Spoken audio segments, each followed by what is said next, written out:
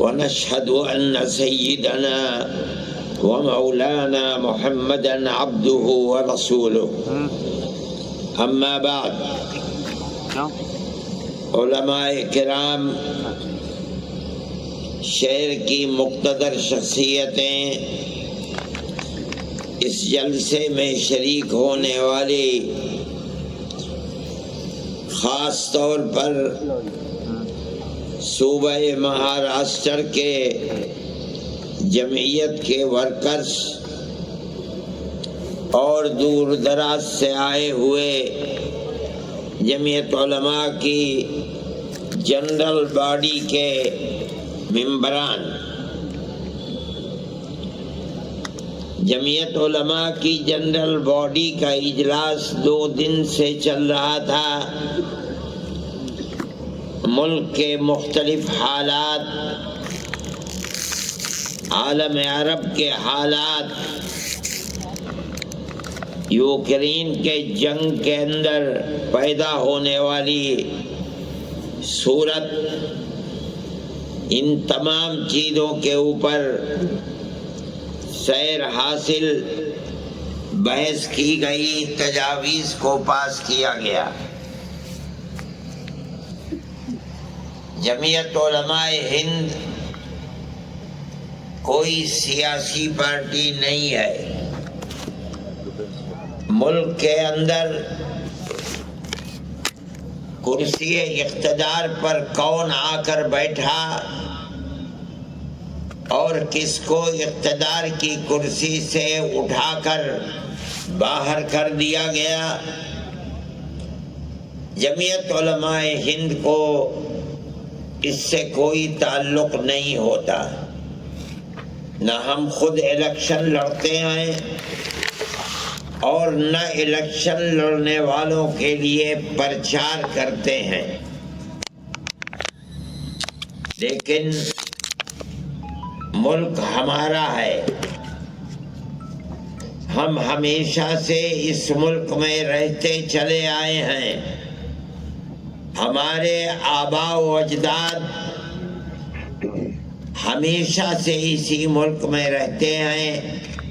ہمیں اپنے اس ملک سے تعلق ہے، محبت ہے۔ ہم اس ملک کو پھلتا پھولتا امن و امان اور پیار و محبت کا گہوارہ دیکھنا چاہتے ہیں، اور ہمارے اکابر جمعیت علماء ہند پہلے دن سے اس کے لیے کوشش کرتی رہی ہے۔ ہم بھی ان کے نقش قدم پر چل کر برابر اس کے لیے کوشش کر رہے ہیں۔ ملک کی آزادی سے پہلے انگریز کی غلامی کی زنجیر کو توڑنے کے لیے علماء تقریباً 150 سال تک کوشش کرتے رہے، مرتے رہے، پھانسی کے پھندے اپنے گلوں کے اندر ڈلواتے رہے، لیکن 150 سال تک ان کی ہمت اور جرأت برابر اپنی جگہ کے اوپر قائم رہی۔ ایک کے بعد دوسرا، دوسرے کے بعد تیسرا، تیسرے کے بعد چوتھا، برابر معرکہ قائم کرتے رہے، میدان میں لڑتے رہے، مرتے رہے، مارتے رہے۔ برادران وطن کو ساتھ لیا۔ جب بالکل ابتدا میں 1803 سے علماء نے مدرسوں کو چھوڑ کر میدان میں آ کر انگریز کے حکومت ایسٹ انڈیا کمپنی کی مخالفت کی تھی، وہ دور بہت سخت دور تھا۔ تنہا میدان کے اندر صرف اور صرف علماء تھے، جنہوں نے اعلان کیا کہ انگریز کی غلامی حرام ہے، لیکن سن 1831 میں جب بالا کوٹ کے میدان میں شکست کا سامنا ہوا تو انہوں نے برادران وطن کو ساتھ لیا، ان کے اندر ملک کو آزاد کرانے کا شعور پیدا کیا، یہاں تک کہ 1857 کا معرکہ ہوا جس میں ہندو اور مسلمان دونوں شریک تھے، وہاں بھی شکست ہوئی۔ پھر 1880 سے لے کر 85 تک کانگریس کا وجود ہوا۔ حضرت گنگوہی رحمت اللہ علیہ سے ایک فتویٰ لیا گیا، پوچھا گیا کہ غیر مسلموں کی ایک جماعت قائم ہوئی ہے کانگریس، مسلمان جو تقریباً 80 سال سے ملک کی آزادی کے لیے قربانی دے رہے ہیں، کیا مسلمانوں کو ہندوؤں کے ساتھ اشتراک کر کے ملک کی آزادی کے لیے ان کو ساتھ لیا جائے اور اس میں شرکت کی جائے؟ حضرت گنگوہی رحمت اللہ علیہ کا فتویٰ آج بھی موجود ہے۔ انہوں نے فرمایا کہ اگر دین اور شریعت کی کوئی مخالفت نہیں ہوتی تو مسلمان کا ہندوؤں کے ساتھ اشتراک عمل جائز ہے۔ چنانچہ کانگریس میں داخل ہوئے۔ کانگریس کا بنیادی مقصد اس وقت صرف یہ تھا کہ 1831 اور 1857 میں جو 2 جنگیں ہو گئی ہیں انگریزی حکومت کے ساتھ، اور جو انگریزی حکومت ملکہ برطانیہ سے لے کر یہاں تک جو ہندوستانیوں کے خلاف ایک ذہن بن گیا ہے، اس ذہن کو بدلا جائے۔ ملک کی آزادی ان کے سامنے نہیں تھی۔ آپ اگر تاریخ کو پڑھیں گے، سن 85 اور 83 کے اندر جو بات کانگریس کے جلسوں میں کہی گئی ہے وہ ملک کی آزادی کی نہیں ہے، بلکہ وہ صرف اتنی بات ہے کہ ہمارے اور ملکہ برطانیہ کی حکومت کے درمیان میں جو غلط فہمیاں پیدا ہو گئی ہیں ہم ان کو دور کرنا چاہتے ہیں۔ لیکن کانگریس کو اس نقطۂ نظر پر لا کر جمع کرنا کہ نہیں، ملک کی آزادی کے لیے کام کرنا چاہیے، یہ صرف ان مسلمانوں کا کام ہے جو حضرت گنگوہی رحمت اللہ علیہ کے فتوے کی بنیاد پر کانگریس میں گھسے اور کانگریس کے نقطۂ نظر کو تبدیل کر دیا۔ برابر یہ چیز چلتی رہی اور جمعیت علماء اپنا کام کانگریس کے اندر گھس کر کرتی رہی۔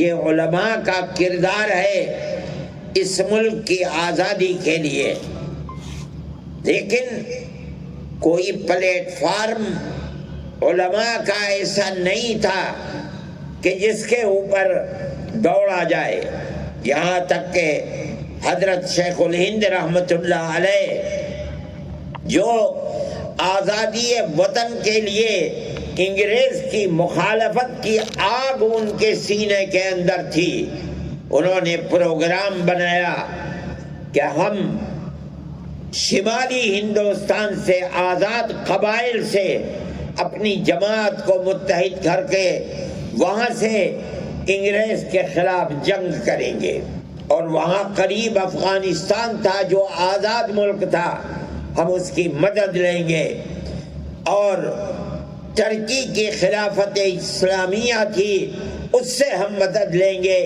ایک مدرسے کا آدمی ایسا پروگرام بنا کر ملک کی آزادی کے لیے کام کرے، یہ بڑی عجیب و غریب چیز تھی۔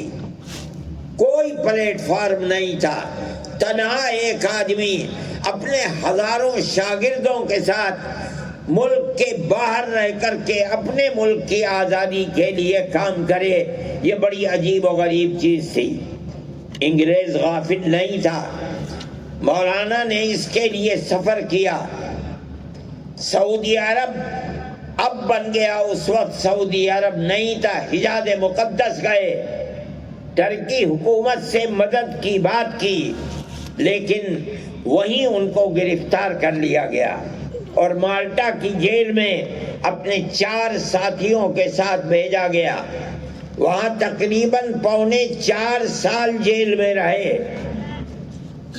جب آنے کی بات شہرت میں آئی کہ اب وہ قید بامشقت ختم ہونے والی ہے، ان کے اشارے سے ہندوستان کے اندر، ابھی وہ جیل میں تھے، سن 1919 کے اندر جمعیت علماء کی بنیاد رکھی گئی۔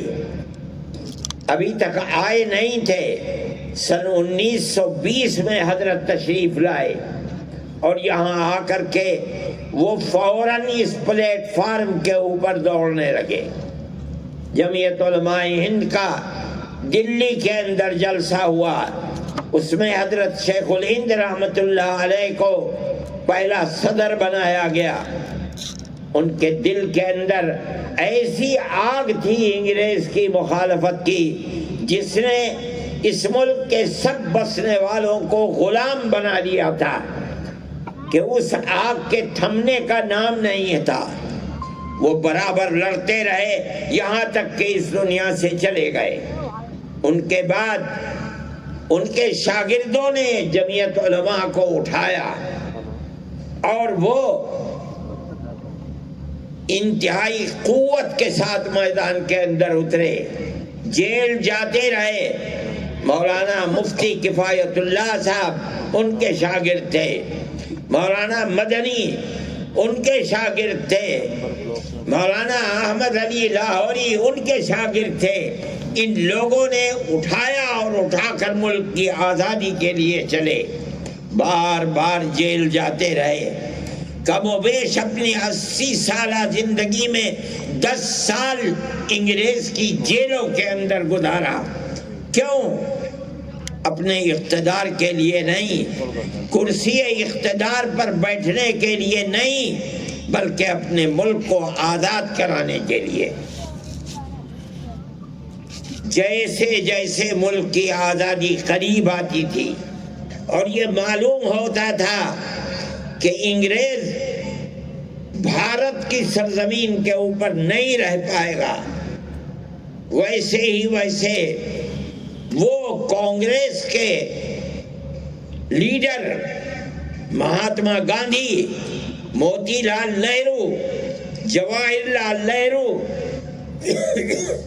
جمعیت علماء ہند کے پلیٹ فارم سے ان سے بار بار پوچھا جاتا تھا کہ ہمیں یہ یقین دلاؤ کہ ملک آزاد ہوگا تو ملک کا دستور سیکولر دستور ہوگا، جس کے اندر اگرچہ ہندو ملک کی اکثریت ہے لیکن ہر اقلیت کو اپنی مذہبی آزادی کے ساتھ جینے کا حق ہوگا۔ اور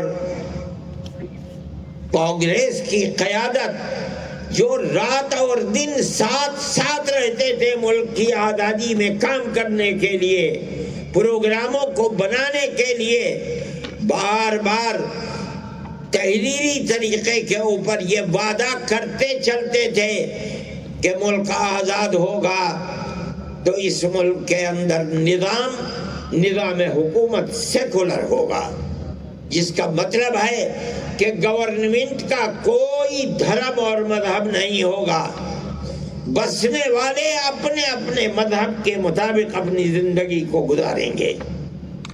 اسی طرح ملک کا پیار و محبت باقی رہ سکتا تھا۔ یہ کام برابر چلتا رہا یہاں تک کہ ملک آزاد ہوا۔ ملک آزاد ہوا، ملک کی اور مسلمانوں کی بدقسمتی تھی کہ اس کے ساتھ ساتھ ملک تقسیم بھی ہو گیا۔ ملک کی تقسیم کے بعد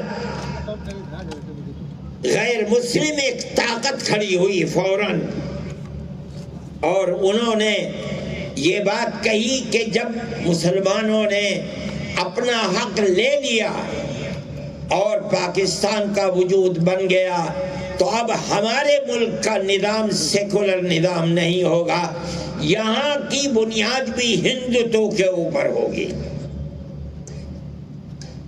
کانگریس کی قیادت کو انہوں نے اس پر مجبور کیا کہ وہ تقسیم ملک کے اوپر دستخط کر دیں۔ یہ ایسی چیز تھی کہ جو جمعیت علماء سے وعدے کیے گئے تھے اس کے خلاف تھی۔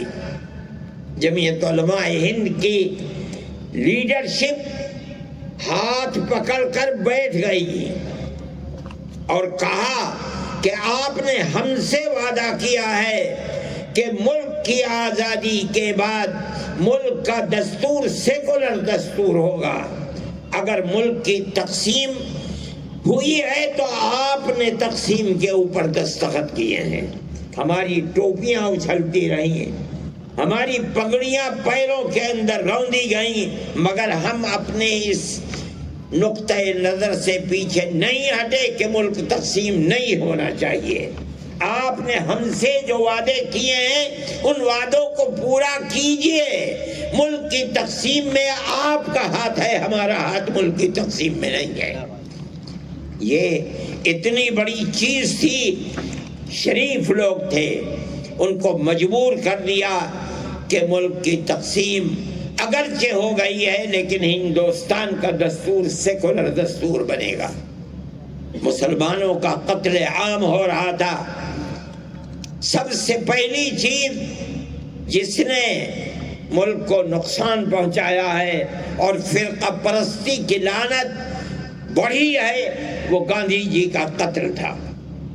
گاندھی جی جو کچھ کر رہے تھے، جو سبھائیں روزانہ بناتے تھے، وہ مسلمانوں کے قتل کو روکنے کے لیے، لیکن ملک کی نہیں بلکہ کانگریس کی وہ طاقت جس کے رگ و ریشے کے اندر فرقہ پرستی تھی، وہ طاقت نہیں چاہتی تھی، یہاں تک کہ اسی قاتل نے مولانا آزاد کے کہنے کے مطابق گاندھی جی کا قتل کرایا۔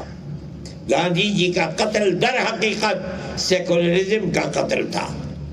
اس کے بعد سے ملک کے حالات بدلنے شروع ہوئے، فرقہ پرستی بڑھنے لگی اور ایسی بڑھنے لگی کہ آپ اور میں جانتے ہیں کہ سن 47 کے کچھ ہی دنوں کے بعد فسادات کا سلسلہ شروع ہوا۔ کوئی ہندوستان کا قابل بیان ایسا شہر نہیں ہے جہاں فرقہ پرستوں کے ہاتھوں مسلمان کا خون نہ بہا ہو، ان کی دولت نہ لوٹی ہو، آگ نہ لگائی گئی ہو۔ یہ سب کیا ہو رہا تھا؟ فرقہ پرستی تھی، فرقہ پرستی کا جنون تھا، کانگریس کی حکومتیں تھیں۔ ہم کہا کرتے تھے، جمعیت علماء کہتی تھی کہ اس فرقہ پرستی کی آگ کو بجھاؤ، اگر نہیں بجھاؤ گے تو کسی دن یہ تم کو بھی جلا ڈالے گی۔ ہماری اس بات کو قبول نہیں کیا جاتا تھا۔ جمعیت علماء نے تحریکیں چلائیں، جیل بھرو تحریک چلائی۔ کیوں چلائی؟ تاکہ ملک سیکولر ملک رہے اور یہاں سیکولرزم باقی رہے، اگر نہ رہے گا تو یہ ملک تباہ ہو جائے گا۔ ہماری اس بات کو نہیں سنا گیا۔ کانگریس کی پالیسی لچکدار پالیسی رہی۔ ہم کہتے تھے کہ نکیل ڈالو، مگر نکیل نہیں ڈالی گئی، فرقہ پرستی بڑھتی رہی۔ ہم کہتے تھے کہ آج ہمارا خون پی رہے ہیں، کل کو تمہارا بھی خون پیئیں گے۔ ہماری اس بات کو قبول نہیں کیا گیا۔ نتیجہ یہ آیا کہ ملک میں کانگریس کا اقتدار ختم ہو گیا۔ اسی لچکدار پالیسی کی بنیاد پر ملک کا کیا حال ہے؟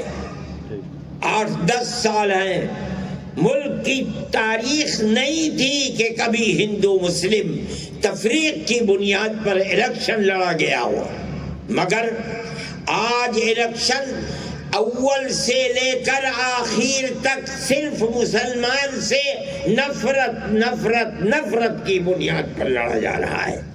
کیا ہوا کرناٹک کے الیکشن کے اندر؟ ہر آدمی نہیں، میں کہتا ہوں ملک کا اقتدار اعلیٰ اوپر سے لے کر نیچے تک اپنی تقریروں کے اندر کہتا ہے کہ ہمیں مسلمان کے ووٹ کی ضرورت نہیں ہے، ہم مسلمانوں کے مذہبی پرسنل لا کو بدل کر کے یکساں سول کوڈ کو لائیں گے۔ کہتے ہیں کہ ہم نے مسلمان کے ریزرویشن کو ختم کیا ہے، ہم مسلمان کو ریزرویشن نہیں دیں گے۔ علل اعلان یہ تقریریں ہوتی رہیں، دنیا نے سنا، ہم انگشت بدندہ تھے کہ اللہ کیا ہو رہا ہے۔ ہمارے بزرگوں نے جس ملک کے لیے اپنی جانوں کو قربان کیا ہے، پھانسیوں کے پھندے کے اوپر گئے ہیں، مگر اپنے اسٹینڈ سے ایک قدم پیچھے نہیں ہوئے۔ آج اسی ملک کے اندر مسلمان کو جینے کا حق نہیں دیا جا رہا ہے۔ ہم نے یہ سب کچھ دیکھا، خاموش رہے۔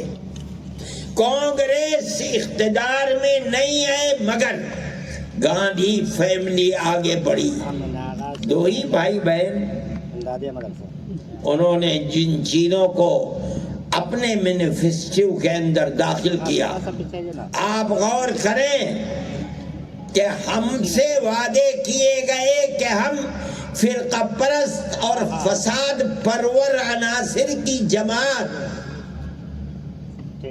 کے اوپر قدغن لگائیں گے، بند کریں گے اس کو۔ بجرنگ دل کے اوپر ہم قدغن لگائیں گے۔ اگر یہ تاریخ گواہ ہے اس بات کی کہ اگر یہ اسٹینڈ انہوں نے آج سے 70 سال پہلے ہندوستان کے اندر لے لیا ہوتا، اقتدار ان کے ہاتھ سے نہ جاتا، ملک برباد نہ ہوتا، تباہی نہ آتی، فقر و تنگ دستی کا بول بالا نہ ہوتا، ملک کے اندر اقتدار ان کا ہوتا جو ملک میں ہر طبقے کو چین و سکون کے ساتھ زندہ رہنے کا موقع دیتے ہیں۔ اگر ایسا نہیں ہوا، آج آ کر کے انہوں نے یہ کہا کہ ہم فرقہ پرست پارٹیوں کے اوپر قدغن لگائیں گے، بند کریں گے اور ملک کے اندر بھائی چارگی کو لے کر بڑھیں گے۔ ایک شور مچ رہا تھا کہ کانگریس نے الیکشن کے اندر اپنے مینیفیسٹو کو اندر اس کو داخل کیا کہ ہم بجرنگ دل پر پابندی لگائیں گے۔ غلطی کی، میں سمجھتا تھا کہ غلطی نہیں ہے، بلکہ اپنی غلطی کا تدارک ہے۔ جو 70 سال پہلے سے غلطی تھی، آج اس غلطی کا تدارک کیا جا رہا ہے۔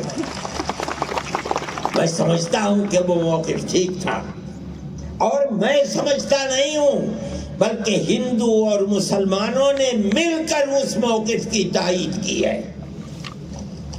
ہمیں اس کا افسوس ہے کہ جمعیت علماء ہر قدم کے اوپر کانگریس سے کہتی تھی کہ بابا پیچھے ہٹو، فرقہ پرستی کو لگام لگاؤ۔ فرقہ پرستی جس طرح مسلمان کو برباد کر رہی ہے، اقلیتوں کو تباہ کر رہی ہے، اقلیتوں کی حفاظت کرو، نہیں مانتے تھے، کوئی جواب نہیں دیتے تھے۔ ہم نے جیل بھرو تحریک چلائی، ایک دفعہ تو چلا دی، دوبارہ پھر چلانی چاہیے۔ سارے ملک سے لوگ دلی میں جمع ہو گئے جمعیت علماء کی دعوت پر۔ اگلے دن سے ہمیں باہر نکلنا تھا۔ جنرل شاہ نواز مرحوم سادے کاغذ پر اندرا جی کے دستخط کرا کے لائے اور یہ کہا ان لوگوں کے درمیان میں جو اگلے دن جیل جانے والے تھے کہ اندرا جی نے مجھے یہ دستخط کر کے بھیجا ہے اور یہ کہا ہے کہ جمعیت علماء اور کانگریس کا چولی دامن کا ساتھ ملک کی آزادی میں رہا ہے. آج جمعیت علماء کانگریس کے خلاف کھڑی ہو جائے اس سے زیادہ خراب کوئی چیز نہیں ہے. میں دستخط کر کے بھیجتی ہوں, آپ کا جو مطالبہ ہو آپ وہ مطالبہ لکھتے وہ منظور ہے. میں اس مجلس میں شریک تھا مسجد کے اندر جہاں جنرل شاہ نواز کی تقریر ہو رہی تھی.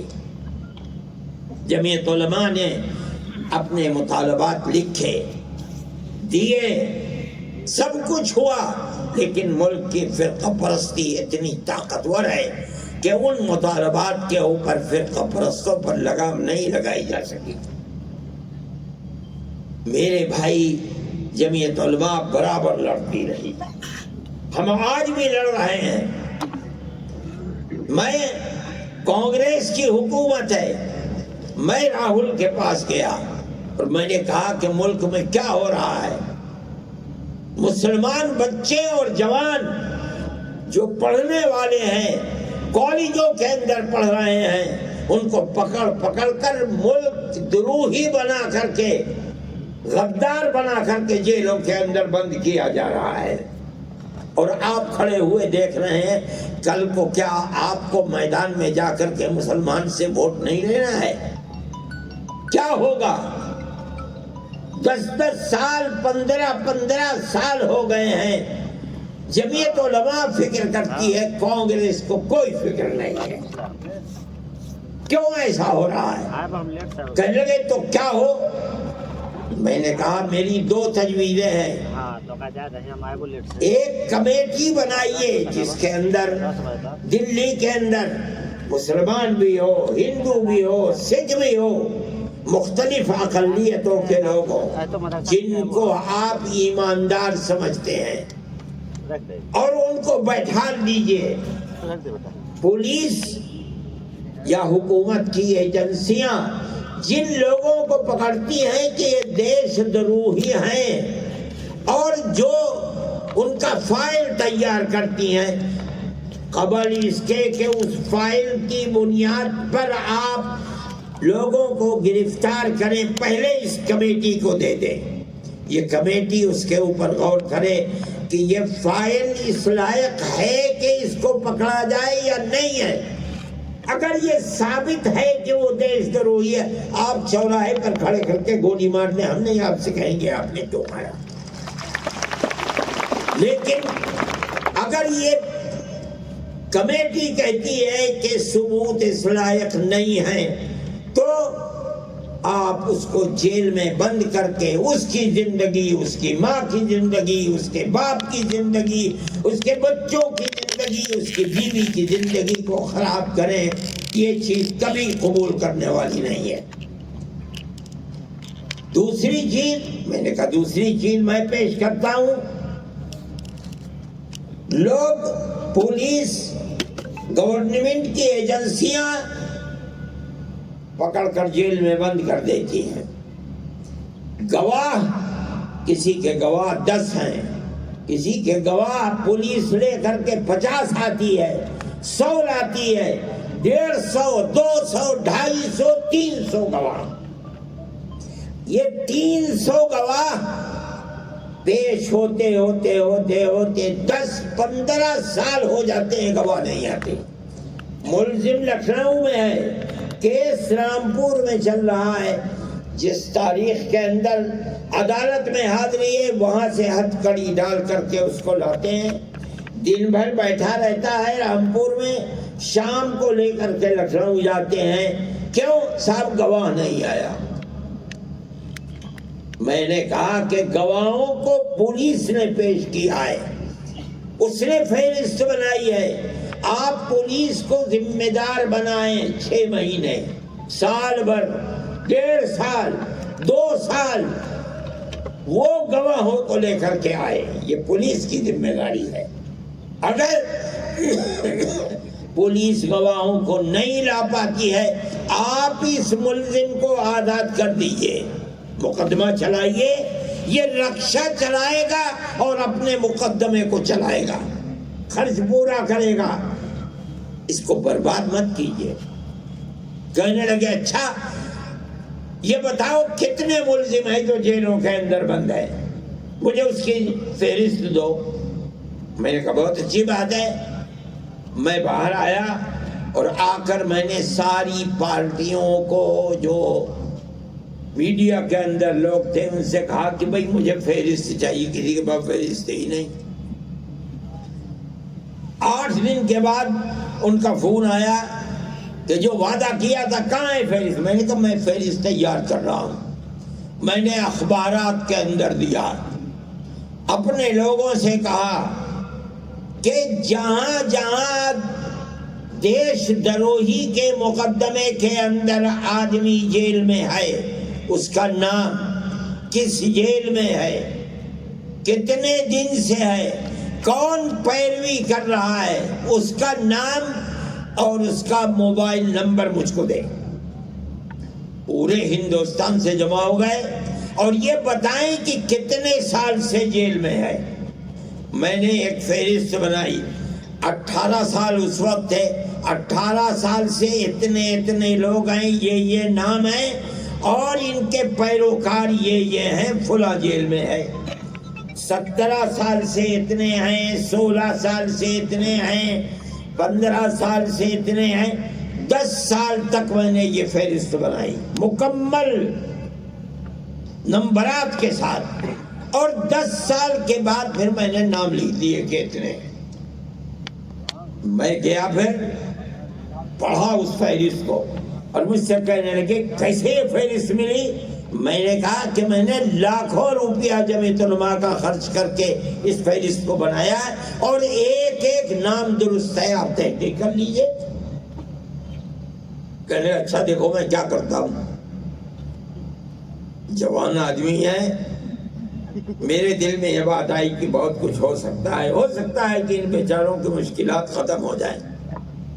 اگلے دن میرے پاس ڈپٹی ہوم منسٹر کا فون آیا، میں دلی ہی میں تھا تو میں ملنے کے لیے آنا چاہتا ہوں۔ میں نے کہا آپ نہ آئیے، لوگ دیکھیں گے تو میری جان مصیبت میں آ جائے گی، کسی کی کچھ ضرورت ہے، کسی کی کچھ ضرورت ہے، میں آپ کے پاس آتا ہوں۔ چنانچہ میں چلا گیا، کہا کہ راہل جی کا میرے پاس یہ فون آیا ہے اور میرے لیے یہ بات انہوں نے کہی ہے کہ میں آپ سے ملوں۔ میں نے کہا ٹھیک ہے۔ میں نے وہی بات جو راہل جی سے کہی تھی میں نے ان سے کہی۔ انہوں نے آئی بی اور دوسری ایجنسیوں کے جو چیئرمین تھے ان کو بلا لیا۔ انہوں نے کہا کیا پروگرام ہے؟ میں نے کہا میں یہ کہتا ہوں آپ سے، کسی نے میرے پروگرام کی مخالفت نہیں، کر نہیں سکتے تھے، بڑی معقول بات ہے۔ کہنے لگے بہت اچھا، آپ ہمیں موقع دیں۔ میں نے کہا بہت اچھی بات ہے۔ اس کے بعد میری ان کی 2 مرتبہ ملاقات ان کے آفس میں ہوئی، الگ بیٹھ کر کے بات چیت ہوئی۔ میں کہتا ہوں کہ فرقہ پرستی کی وہ طاقت جنہوں نے گاندھی جی کا قتل کیا تھا، یہ کیسے ہو سکتا تھا کہ آج وہ طاقت جو بہت طاقتور ہے وہ کیسے چھوڑ دیتی؟ 2 مہینے نہیں گزرے کہ ان کو ختم کر دیا گیا، جتیندر کو، اور آج وہ ہوم منسٹر نہ ڈپٹی ہوم منسٹر کچھ بھی نہیں رہے، وہ سارا مسئلہ فائل بند ہو گئی۔ میرے بھائی یہ فرقہ پرستی ہے۔ ہم نے اس فرقہ پرستی کی مخالفت جمعیت علماء نے کی اور ہم برابر کر رہے ہیں، یہاں تک کہ اس فرقہ پرستی کے سلسلے میں لچکدار پالیسی ہی کی وجہ سے میں کہتا ہوں کہ کانگریس کا دور ختم ہو گیا۔ اگر کانگریس اس فرقہ پرستی کو لگام لگا دیتی تو کانگریس کا دور، جس کی بڑی بہترین تاریخ ہے ملک کی آزادی کے اندر، اس کو کبھی یہ موقع دیکھنے کو نہ ملتا جہاں کانگریس آج کھڑی ہوئی ہے۔ جمعیت علماء برابر اپنا کردار ادا کرتی رہی ہے. مسلمانوں کے مسائل ہو کہ ہندوؤں کے مسائل ہو، ہم نے کبھی مذہب کی بنیاد کے اوپر کوئی معاملہ نہیں کیا. ہم ہر ہندوستانی کی جمعیت علماء ہر محاذ پر مدد کرنے کے لیے ہر وقت تیار رہی ہے اور مدد کرتی رہی ہے، یہاں تک کہ کانگریس کا دور اقتدار ختم ہو گیا. ہم کہتے تھے کہ جو لوگ گاندھی کیپ پہن کر اور گاڑھا کھدر اپنے جسم پر لگا کر اپنے آپ کو کانگریسی کہتے ہیں، یہ کانگریسی نہیں ہے. ان کے دل فرقہ پرستی میں سیاہ ہے. ہماری اس بات کو کوئی قبول ہی نہیں کرتا تھا. لیکن جیسے کانگریس کی اقتدار کی فائل بند ہوئی، ایک ایک کر کے کانگریس چھوڑ کر بی جے پی کے اندر داخل ہو گئے. جن لوگوں کو انگلی پکڑ کر سیاسی پلیٹ فارم پر چلانا کانگریس نے سکھایا، جن کو دودھ پلا کر کانگریس نے سیاسی شخصیت بنایا، وہ سب کے سب بے غیرت لوگ اسی دن جس دن اقتدار نے کروٹ لی کانگریس چھوڑ کر کے بی جے پی کے اندر جا کر کھڑے ہو گئے.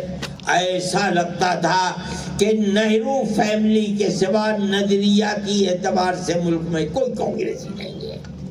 یہ اسی لچکدار پالیسی کا نتیجہ ہے.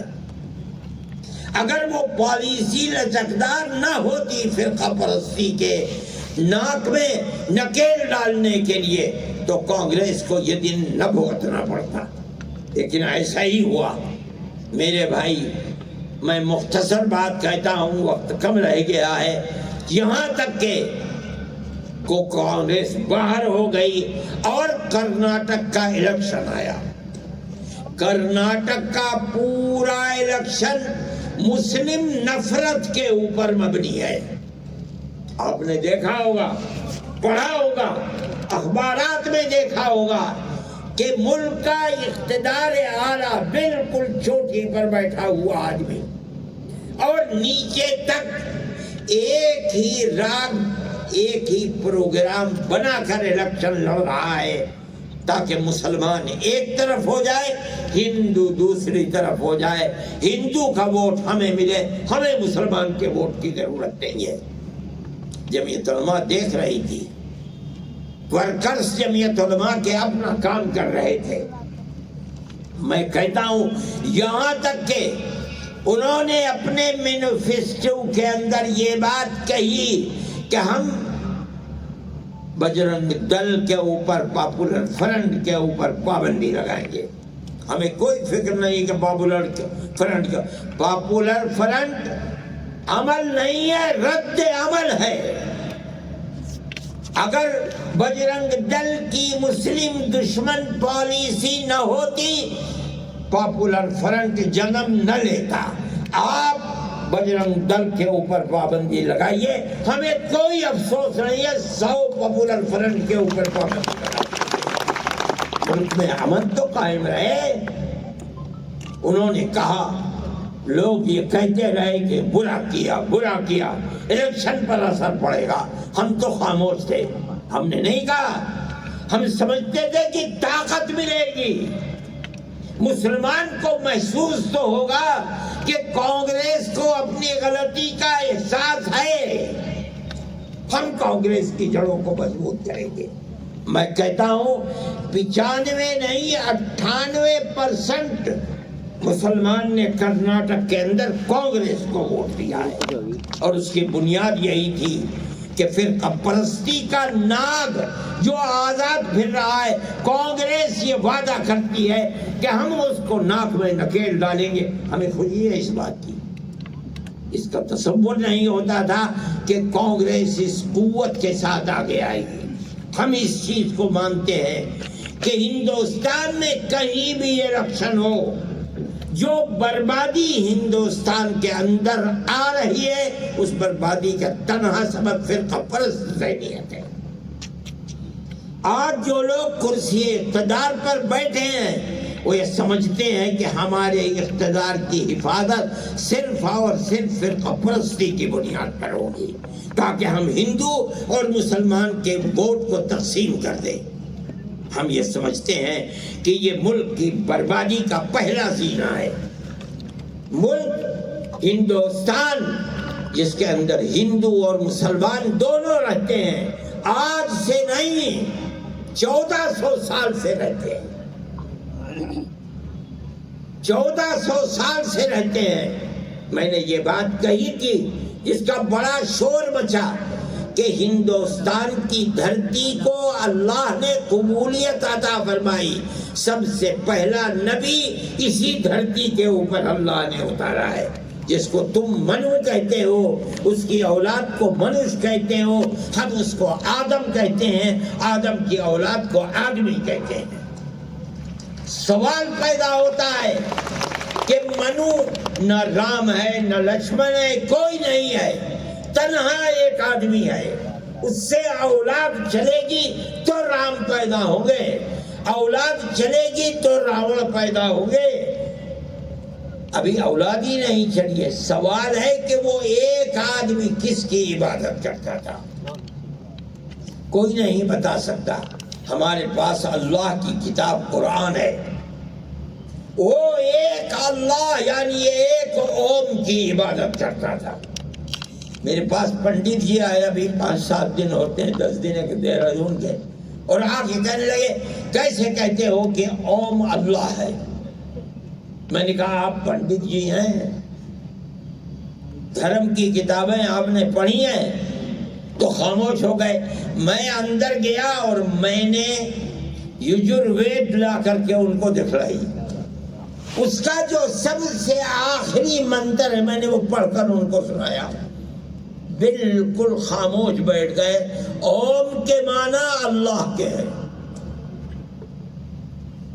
پوری کتاب میں کہیں یہ نظر نہیں آتا بت پرستی، ہر حکم وہی ہے ایک خدا کا جو قرآن کہتا ہے۔ یہ کہاں سے بت پرستی آئی اس کو خدا ہی جانتا ہے، خیر یہ موضوع نہیں ہے، لیکن میں کہتا ہوں کہ ہمارا دین، ہمارا عقیدہ، لوگ یہ کہتے ہیں کہ یہ مذہب عرب کا مذہب ہے جسے یہ اپناتے ہیں، نہ وہ اپنے ملک کی تاریخ جانتے ہیں، نہ وہ مذاہب کی اور دھرم کی تاریخ جانتے ہیں۔ نہیں، ہمارا عقیدہ اس ہندوستان کا عقیدہ ہے، بھارت کی دھرتی کا عقیدہ ہے، سب سے پہلا نبی یہی اترا ہے۔ آپ اسے قوم کہتے ہیں، ہم اسے آدم کہتے ہیں، ہے وہی۔ کسی نبی نے کسی بت کی پرستش نہیں کی، جس اللہ کے وہ اپاسک تھے ہم آج اسی اللہ کے اپاسک ہیں۔ یہ ہمارا عقیدہ ہے، اس عقیدے میں کوئی فرق نہیں ہے، ہر نبی نے یہی عقیدہ دیا ہے، یہاں تک کہ آخری نبی ہم بھی انہی کی طرح بت پرستی میں لگے ہوئے تھے۔ کوئی رام کو پوجتا تھا، کوئی راون کو پوجتا تھا، لیکن یہاں تک کہ ہمارے آقا حضرت محمد صلی اللہ علیہ وسلم آئے، انہوں نے سبق دیا اللہ ایک ہے، ہمارے دل کے اندر ان کی بات اتر گئی اور ہم ایک اللہ کو ماننے لگے۔ لیکن یہ ایک اللہ کی بنیاد سب سے پہلے اس کا پتھر اس دھرتی میں بھارت کے رکھا گیا۔ جتنے انبیاء آئے ہیں، شیس، ادریس، نوح، ہود، صالح، شعیب، سب کے سب اسی ایک اللہ کے ماننے والوں کی کڑی ہے۔ یہاں تک کہ حضرت محمد صلی اللہ علیہ وسلم آئے، ہم اللہ کے فضل و کرم سے ان کی امت میں ہیں، ہم اللہ کو ایک مانتے ہیں، مگر سب سے پہلے اس کا پتھر اسی ہندوستان میں رکھا گیا ہے۔ یہ ہمارا مذہب ہے، ہم اسی مذہب کے اوپر چلتے ہیں۔ اسی آدم اور منو کی ساری دنیا اولاد ہے۔ جمعیت علماء ہند، ہمارے اکابر بڑے عالم تھے، مذہبی کتابوں کے پڑھے ہوئے تھے، ان کی زندگی کے اندر اترا ہوا تھا، اس لیے انہوں نے جو سبق ہندوستان کے اندر دیا ہے وہ وحدت کا سبق ہے. ساری دنیا کے لوگ ایک ہی ماں باپ کی اولاد ہیں, سب کے ساتھ اخوت و ہمدردی, پیار و محبت کے ساتھ رہنا ہوگا. جمعیت علماء اس کے اوپر چلتی ہے. ہم ہر ایک کے ساتھ پیار و محبت کا معاملہ کرتے ہیں. میرے بھائی, جمعیت علماء کے ہر پروگرام کے اندر پیار و محبت ہے. ہم نے اس وقت ایک تحریک چلائی کہ ہم پڑھنے والے بچوں کی مدد کریں گے. پہلے 1 کروڑ روپیہ ہم خرچ کرتے تھے, اس مرتبہ ہم نے 2 کروڑ روپیہ خرچ کیا ہے. اور ہم نے درخواستیں منگوائی. ہم نے یہ کہا شرط ہے کہ 70% نمبر ہونے چاہیے, چاہے ہندو ہو چاہے مسلمان. ہمارے پاس درخواستیں آ گئی, ہندو بچوں کی بھی آئی, مسلمان بچوں کی بھی آئی. جو ہماری شرط پر اترا, ہم نے مذہب کی بنیاد کے اوپر کوئی تفریق نہیں کی. یہ جمعیت علماء کا کردار ہے. ہم یہ سمجھتے ہیں کہ ملک فرقہ پرستی کی طرف چل رہا ہے, اور حکومت, آج کی حکومت یہ سمجھتی ہے کہ فرقہ پرستی سے اس کا اقتدار محفوظ رہ سکتا ہے. میں یہ کہتا ہوں کہ فرقہ پرستی پر اقتدار محفوظ نہیں رہ سکتا. ٹھیک ہے, تم نشے کی گولی کھلا سکتے ہو, چند دن کھلا سکتے ہو, چند سال کھلا سکتے ہو, ہمیشہ نہیں کھلا سکتے. کرناٹک نے ثابت کر دیا کہ تم نے جس نظریے کو پیش کیا ہے اسے اپنی ٹھوکر سے اڑا دیا. میں سمجھتا ہوں کہ اوپر والے نے اگر چاہا تو پورے ہندوستان کے دوسرے صوبوں کے اندر اور مرکزی الیکشن کے اندر بھی یہ نظریہ رنگ لا کر رہے گا. اللہ, اور فرقہ پرستی کے ناک میں نکیل پڑے گی, لیکن اسی وقت پڑے گی جبکہ کانگریس اپنے اس نظریے کے اوپر رہے گی جو ملک کی آزادی سے پہلے کا نظریہ تھا. لچکدار پالیسی نہیں, بلکہ وہ پالیسی لاؤ جس کو اس الیکشن کے اندر اپنایا ہے. کہتے ہو کہ بجرنگ دل اور پاپولر فرنٹ کے اوپر پابندی لگاؤ, اپنے مینیفیسٹو کو زندہ کر کے دکھلاؤ. زندہ کرو گے تو کل جو وعدہ کرو گے قوم اس وعدے کو قبول کرے گی, نہیں کرو گے قبول نہیں کرے گی. میرے بھائی, یہ ایک نظریہ ہے جمعیت علماء کا, اور جمعیت علماء اس نظریے پر قائم ہے. ہم یہ کہتے ہیں کہ جمعیت علماء کے ہر ممبر کو پیار و محبت کے ساتھ اپنی زندگی کو گزارنا چاہیے. آپ اپنے دائیں بائیں کو دیکھیں, کون ہے, کیا کر رہا ہے. یہ نہ دیکھیں کہ کون ہندو ہے کون مسلمان ہے. جمعیت علماء یہ نہیں کرتی. بنگال میں سیلاب آیا, سمندر گھس گیا, ہزاروں مکانات ختم ہو گئے, جو کھیت تھے سمندر کے پانی نے سب کو جلا ڈالا. ہم نے کام کیا. ہمارے ایک ایک کیمپ کے اندر 2700 صبح کو کھانا کھاتے تھے, 2700 شام کو کھانا کھاتے تھے. لیکن ہم نے کبھی کسی آدمی کو یہ نہیں کہا کہ مسلمان کھائے گا ہندو نہیں کھائے گا. کتنے کھا رہے ہیں یہ بھی نہیں دیکھا. ہم نے سب کو کھانا کھلایا. پانی ختم ہو گیا, ہم نے نل لگوائے. ایک ایک نل پر, حالانکہ بنگال میں پانی بہت قریب ہے زمین میں, لیکن سب پانی کھارا ہو گیا تھا. کئی 100 فٹ نیچے لے جا کر کے پانی میٹھا ملتا تھا. ایک ایک نل پر اس وقت 90 ہزار روپیہ خرچ ہوتا تھا. ہم نے کہا کوئی بات نہیں ہے, ہمارا کیا, قوم ہمیں دیتی ہے, ایک ہاتھ سے لیتے ہیں دوسرے ہاتھ سے خرچ کر لیتے ہیں. ہم نے نل لگوائے, ایسی جگہوں پر لگوائے کہ ہندو اور مسلمان دونوں اس سے فائدہ اٹھائے. یہ جمعیت علماء کی پالیسی ہے. میں کہتا ہوں کہ جمعیت علماء کے ہر ورکر کو اسی پالیسی کے اوپر عمل کرنا چاہیے, چلنا چاہیے. پیار و محبت کی زندگی کو بڑھائیے, تبھی آپ زندہ رہ سکتے ہیں، اس ملک کے اندر آپ کی اولاد زندہ رہ سکتی ہے۔ اگر آپ بھی اسی طرح سے نفرت کو چلائیں گے جس نفرت کا مظاہرہ کرناٹک میں ناکام کیا گیا ہے تو ملک برباد ہو جائے گا، ملک کے اندر زندگی نہیں رہے گی۔ جمعیت علماء کی یہ تحریک ہے، جمعیت علماء کا یہ پیغام ہے۔ میں سمجھتا ہوں کہ ملک کے ہر آدمی کو اس پیغام کو اپنانا چاہیے۔ دوسری چیز خاص طریقے پر میں کہتا ہوں، ابھی کسی تقریر کرنے والے نے کہا تھا کہ ارتداد کی ہوا چل رہی ہے، اپنے مذہب کو چھوڑ کر لڑکیاں خاص طور پر جا رہی ہیں۔ ہم یہ سمجھتے ہیں کہ مذہب ایسی چیز نہیں ہے کہ آدمی جس وقت چاہے مذہب کو تبدیل کر دے۔ ہمارا یہ ماننا ہے کہ اگر ماں باپ کو فکر ہے، قوم کو فکر ہے اپنی آنے والی نسل کا، تو اس کو یہ چاہیے کہ اہل ثروت کی کمی نہیں ہے، ایسے اسکول قائم کرو کہ جو لڑکیوں کے الگ ہوں، لڑکوں کے الگ ہوں۔ آپ اگر معیاری اسکول بنائیں گے تو ہندو بھی اپنے بچیوں کو اس مخلوط تعلیم سے نکال کر کے آپ کے اسکول کے اندر بھیجیں گے۔